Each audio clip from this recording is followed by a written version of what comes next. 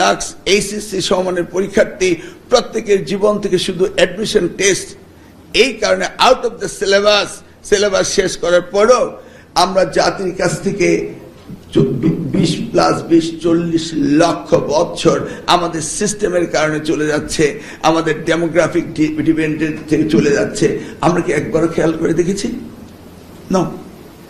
আমি ইউজিসিকে অনুরোধ করব, বিশ্ববিদ্যালয়ের সাথে বসে আপনি ইউনিফর্মলি কখন এই ছাত্র ছাত্রীদের ভর্তি করাবেন এবং কখন তারা ইন্টারমিডিয়েট শেষ করে বেরিয়ে আসবে, এই সিনক্রোনাইজ করার দায়িত্ব। তোমাদের এইচএসসি পরীক্ষা 2026-এ কি কি পরিবর্তন হচ্ছে এটা নিয়ে শিক্ষামন্ত্রী ডক্টর আনম এহসানুল হক মিলন তিনি জানিয়েছেন, তোমাদের এইচএসসি পাস করার সাথে সাথে তোমাদের ভর্তি পরীক্ষা দিতে হবে, সে ব্যবস্থা করতে হবে। অর্থাৎ তিনি জানিয়েছেন তোমাদের এইচএসসি পরীক্ষার রেজাল্ট দেবে, তারপরে সাথে সাথে তোমাদের বিশ্ববিদ্যালয়গুলোতে ভর্তি পরীক্ষা দিতে হবে, সেই ব্যবস্থাই করতে হবে, এটা তিনি জানিয়েছেন।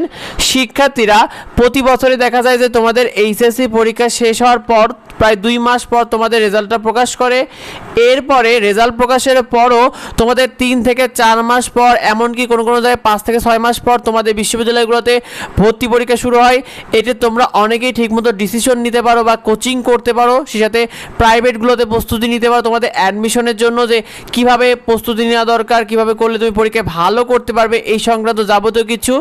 তবে এবার জানানো হয়েছে যে এবছর তোমাদের এইচএসসি 2026-এ পরীক্ষার রেজাল্ট প্রকাশের পরপরই ডিসেম্বরের মধ্যে সবগুলোতে পরীক্ষা শেষ করতে হবে, সব বিশ্ববিদ্যালয়গুলোকে তোমাদের ডিসেম্বরের মধ্যে পরীক্ষা শেষ করতে হবে, এটা জানানো হয়েছে।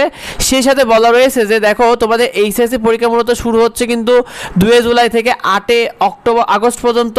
তো এক্ষেত্রে তোমাদের পরীক্ষা যে রেজাল্টটা এটা প্রকাশ হবে কিন্তু অক্টোবরে, সেক্ষেত্রে তোমাদের বিশ্ববিদ্যালয়গুলোতে ভর্তি পরীক্ষা হতে পারে অক্টোবর, নভেম্বর এবং ডিসেম্বর শিক্ষার্থীরা। তো এর মধ্যে তোমাদের দ্রুত আকারে শেষ করতে হবে।